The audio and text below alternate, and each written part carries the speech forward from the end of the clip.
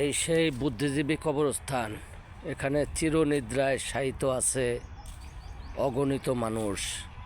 আল্লাহ ডাকে তারা সাড়া দিয়ে চলে আসছে।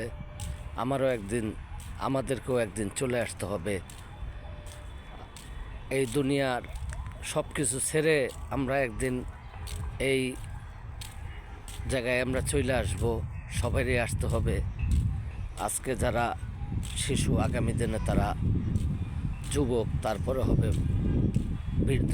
আমরাও আমাদের বয়সের প্রায় 70% পার করে এসে পড়েছি। এখন সামনে সবারই এই ইতে আসতে হবে। এখানে আসলে মাঝে মধ্যে আসলে মনটা ভালো লাগে যে ওনাদেরও অনেক কিছু ছিল, কিন্তু ওনারাও কিন্তু এগুলি সব কিছু দুনিয়াদারি ত্যাগ করে তারা আল্লাহর ডাকে চলে আসছে। আমাদেরকেও একদিন আল্লাহর ডাকে চলে আসতে হবে।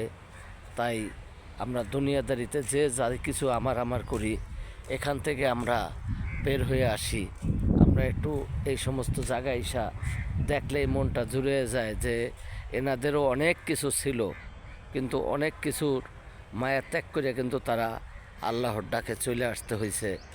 তাই মাঝে মধ্যে এখানে আসলে মন ভালো লাগে যে ওনারাও তো এই দেখেন এক একটা কবর। এই যে একে মরহুম একে এম ফজলুর রহমান, ঠিক আছে, অসংখ্য মানুষ, অসংখ্য গুণীজন, মানে আপনার সবাই গুণী।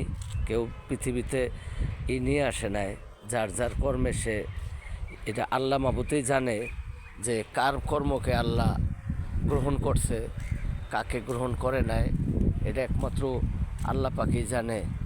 আমরা কেউই জানি না যে আমরা কে কী অবস্থায় আছি।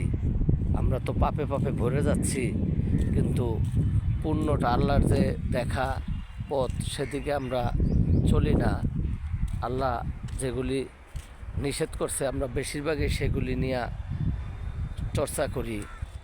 তাই এখান থেকে আমরা যেন বের হয়ে আসতে পারি। আল্লাহ পাক রব্বুল আলামিন যেন আমাদের এখান থেকে বের হয়ে আসার তৌফিক দেয়, এই বলে আমার ভিডিওটি এখানে শেষ করলাম। আল্লাহ হাফেজ।